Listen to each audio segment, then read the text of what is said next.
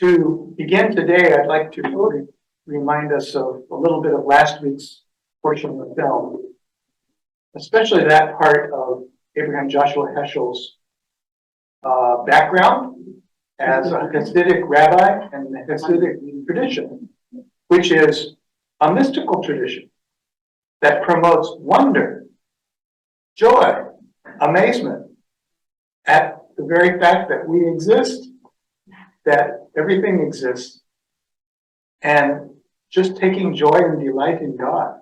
Imagine that.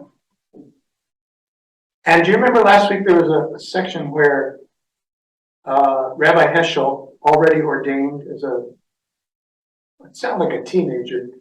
By the time he was 20, he was ordained back in Poland. But then he was sent to Berlin. Do you remember, those of you who were here last week? He was sent to Berlin for further study. In lofty subjects such as religion and philosophy, right?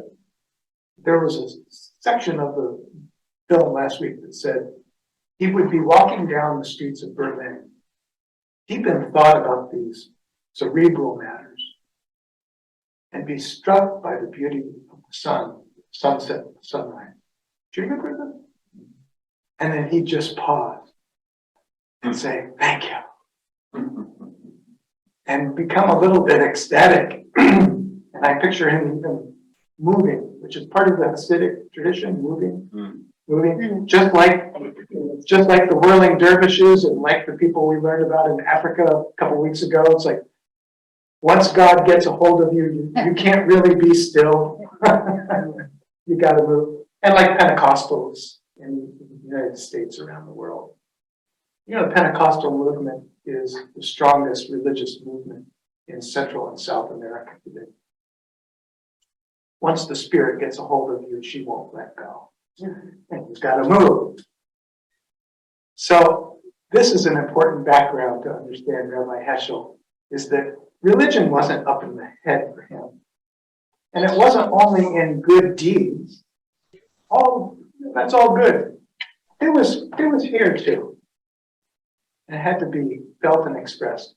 So I'd like us to take just a moment now, with our eyes open, look out the west windows here, or look at some architectural design element in this room, and just kind of take it in. And those of you who are at home, I invite you to find something you can look at in your home or outside a window, and just pay attention to its detail and its existence.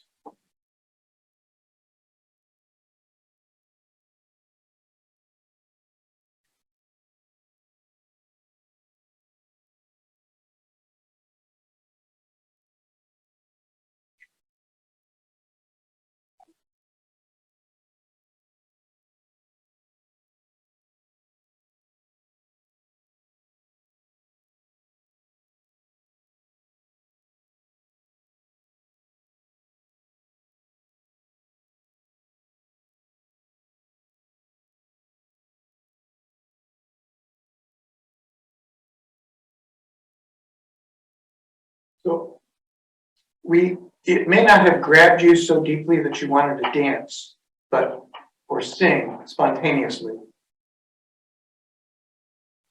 But someday it might, because life is like that. And it's not only because we take time to pay attention, but sometimes something just grabs us unexpectedly. A piece of music, the delight in the face of a child, and we just gotta feel it and respond with joy. Last week, those of you who were here, could you help those who were not here to know what they missed? How would you help set up this film today? Also tell the years too, because that's important. You go ahead, tell the years. Well, I don't know what year, I wasn't here last year, but that week. But I was wondering when he was walking, what year it was that he was walking on the street. That's very Okay, important. can those of you who were here, sorry, I forgot that you weren't here. Those of you who were here, what are the rough years we're talking about in the life of Abraham Joshua Heschel? Well, he came to I guess, rabbinical seminary in Cincinnati when in 1940. Right. So the eunuch years would have been some of the few years before that. Right. He was what? He was what, 35, 40 at that time? He was born in '07. Okay, three then. So when he was 20, that would have been 1927, right? That's when he went to Berlin, From Warsaw. Born in Warsaw. He was, what's his relationship with the Hitler regime? Well, Not relationship in terms of time. When did he come to the United States? 1940. Are you talking about Bonhoeffer? No, Heschel is our subject. Oh, okay. He escaped the Holocaust within just a few months of the invasion of Poland, which was September of 1939, right? He just barely escaped Europe at that time. with his family? No, he was not married yet. I don't want to tell the story. You tell the story. Well, his mother and three sisters all lost their lives in Right. the Holocaust. Right. And he was on the forefront of the civil rights movement. Was that Selma? So, and was, I guess to your point earlier, he embraced it all. And, Did he know well, the in Holocaust was go coming? ahead. Did he know the Holocaust was coming and therefore left, or did he? Was it That's just a chance? implied. That's implied in what I've read and what was in the video. Yes. What happened to his father? His father died when he was young. That was not in the video, but I happened to have read that. What was his area of scholarly interest? Two areas. Prophets. The prophets and this is his great book, aptly named The Prophets. He has a lot of great books, but that's perhaps what he's best known for. What else did he teach at the seminaries here in the United States? The prophets and what's his background again? Hasidism. He taught Jewish mysticism also. Kabbalah, Hasidism. And did he fit in at the first seminary? That was a reformed seminary in Cincinnati. He found that they were more interested in the emerging American society consumerism than spirituality and engaging society with action. Can you define Jewish mysticism? Mysticism is that Hasidic tradition, also Kabbalism from the Middle Ages. That religion, Judaism, is more than learning. It's about feeling and expressing that unity with God and acting it out in the world like the prophets did. So Jewish mystics would understand the Hebrew prophets as mystics.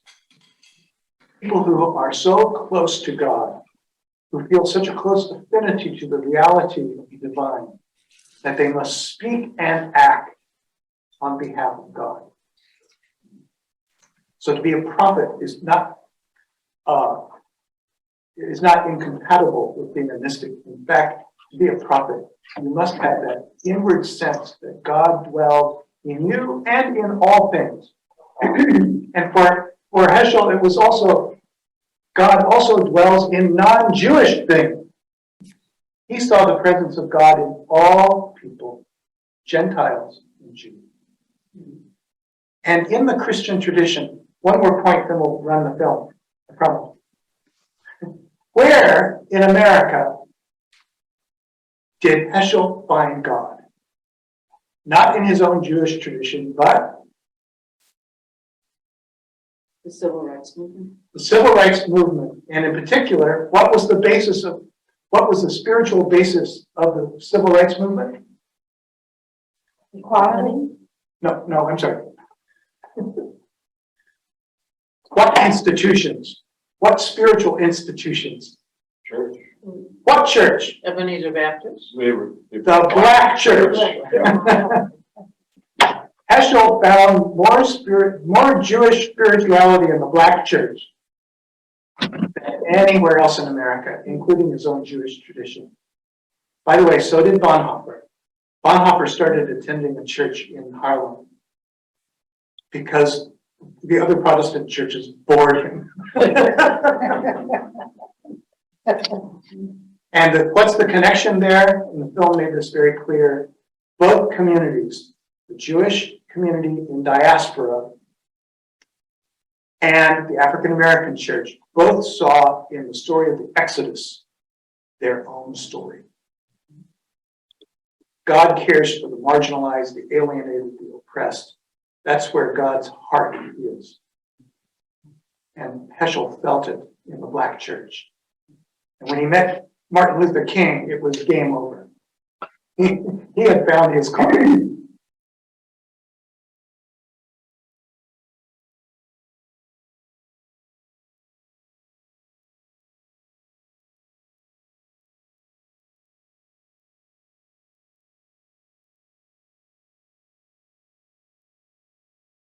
Okay, friends. There's so many important people out there in the world and in history that we've barely even heard about. For me, Heschel is one of those. I don't know about you. I want to point out a couple things and turn it over to you for comments and questions. One is this magnificent document in Vatican II that was referenced, Nostra Aetate, Nostra Aetate. To imagine that a Jewish rabbi would have such influence on all the bishops of the Catholic Church on that document says a lot about Heschel and his patience. Or it says something about God's power, movement of the Spirit. Not only did the Catholic Church take a completely different and official turn that can never be undone away from anti-Semitism with that document also committed the Catholic Church to perpetual dialogue with people of all religions.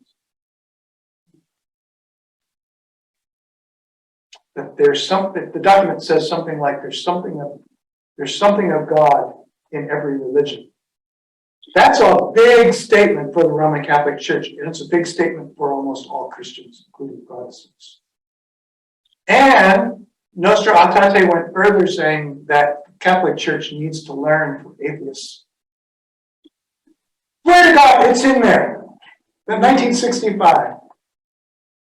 So go back and read the documents of Vatican II if you want, but read that one.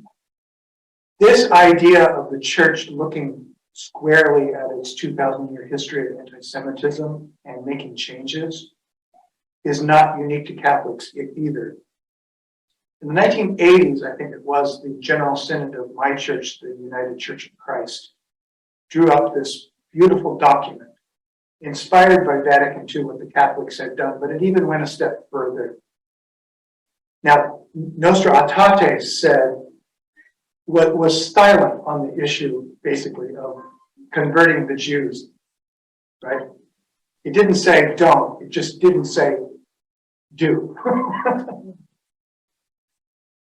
The Protestant statements of the 1980s and 90s, the UCC and the Presbyterian Church USA went further, explicitly saying there is no need to convert Jews to Christianity. It was very clear. These statements were very clear. Drawing upon Paul's own writings, that God established an irrevocable covenant with the Jews through Abraham, right? Does this sound familiar? Abraham, the covenant, Sarah, the nations, and that when God establishes a covenant with the people, it cannot be broken. It is forever in place. Therefore, the covenant that some Gentiles have used to access God through Jesus Christ is not a superior covenant. It does not take the place of the first covenant. It adds to the first covenant. Does this make sense? So the Jews have their covenant. They go to God through their covenant. It is complete and it's in no need of amendment. The Christians come to God through their covenant. Same God, two covenants. This put 2,000 years of anti-Semitism in the Christian church, just reversed it. Because Christian anti-Semitism was built on a number of things. One is that the Jews are to blame for Jesus' death. They are an obstinate people who can't even see their own Messiah. What? How could people be so blind not to see your own Messiah? Perhaps coming from your own tradition, your own people. But also the idea that the Christian covenant superseded the Jewish covenant, was a superior covenant, and that Jews need to see that this covenant takes the place of their covenant. And in other words, they need to get on board to become Christians, which is before Vatican II, what the Catholic Church taught, and what I'm sure there are Christians today who continue to teach this. Where the Bible says you must believe in Jesus to go to heaven, to be with God, that applies to everybody, Jews too. But my point is, since World War II, there's been all this ecumenical work by Catholics and Protestants to look at the details of this and declare an end, try to declare an end to Christian anti-Semitism. But it keeps coming up, right? You remember Kanye West this week was in the news for things he said, anti-Semitic things. And there was a picture this week taken, I don't know where it was. Did some of you see this picture? White Christian nationalists, anti-Semites holding up a big sign saying Kanye was right. I don't know where it was. It was on the news, yeah. It was some public place. And they quoted John, the Gospel of John, which is anti-Semitic in parts, blaming the Jews for Jesus' death. Quoting the New Testament. So it's still out there. Christian anti-Semitism is still out there. Thank goodness for Rabbi Heschel, for others who have really seen this evil for what it is. I talked too much. What is your response, your comments, your questions about this film? Not just about what I said, but anything you saw that sparks interest, confusion, amazement? Well, it recalls to me comments in the 60s of a young woman who reminded us all, can't remember the group, that when Pope John came, the 23rd, that's right, she was a Catholic. And she said, I remember his statement when he became the Pope, I'm going to open a few windows. And he did. Yeah, Pope John the 23rd. He had a gleam in his eye. Been favorably compared to the current Pope as really bringing in a spirit of compassion and mercy to the church. What else? And I want to make sure we get to people on Zoom who might have a comment, question. Yes, Andrea, please. One thing that I liked, I was taking some notes, but I guess I hadn't really heard it this way before, but I thought it was nice that he said that Heschel believes that religious diversity is God's will.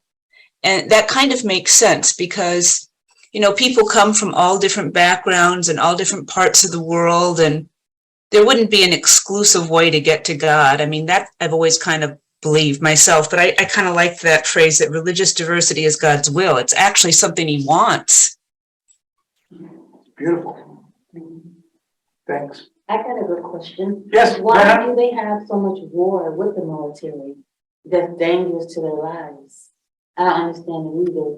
Because like right when they vote the president in or before the president gets in, all of a sudden it's a high military enrollment and then there's war.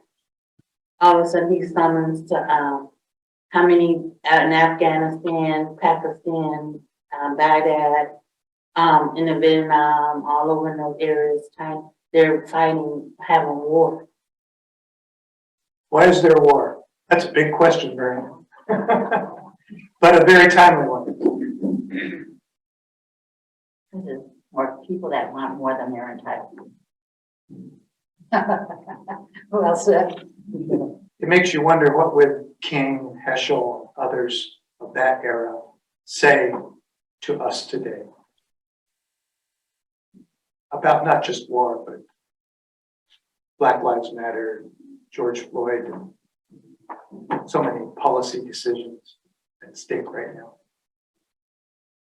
Others? Questions? I really don't think that Heschel's comments and work would have made any difference if time to time was not right for it. They had suffered through the Holocaust. Yeah. And people began to, they realized that they were at odds with the rest of the world. Yeah. He was the spark. But there's always somebody who's gonna fight that, like in the sixties in out west, my partner's family were in the military, and he was telling stories of how you had to be Christian. That was the time when the women wore white gloves, we wore hats. You had calling cards when you went to do, on the Marine Corps birthday, everything's formal, but you had to be Christian. The word was, are you a Christian? This is a U.S. military base. I'd never heard that, but I'm sure that was it. There was this, and I actually felt that as a child growing up in Milwaukee, which was a very big German town, but I don't know if that had anything to do with it. You know, there's been concern in the U.S. Air Force about overt proselytizing by chaplains and officers. And there have been lawsuits. There's a Jewish guy named Mikey something. Remember Mikey? It's memorable. And he is the head of an organization on behalf of Jews in the Air Force, trying to get the Air Force to stop officers from trying to convert people to Christianity. And this isn't a long time ago, this is now. Again, the idea that you're Christian, if you're American, well, of course you should be a Christian, basically is the idea. Yes, exactly. Yeah. What would Heschel and King say to that today? What would Thomas Jefferson say to that today? Yeah. Is this a part of the rising anti-Semite movement across the country?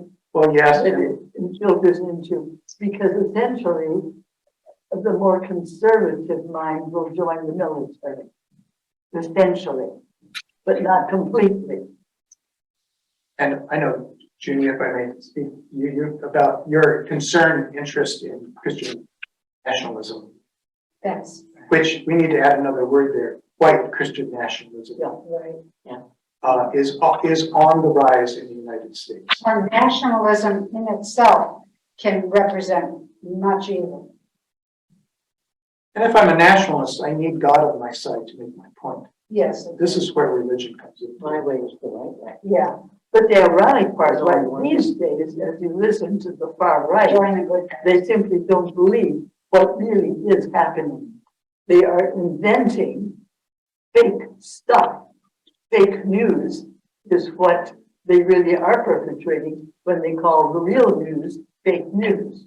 And do you remember what the rioters, excuse me, Yeah, but the whole, the Marjorie Green bit, the whole, what's this other fake, belief is coming, QAnon, this whole thing. I mean, sanity says, what the heck is going on?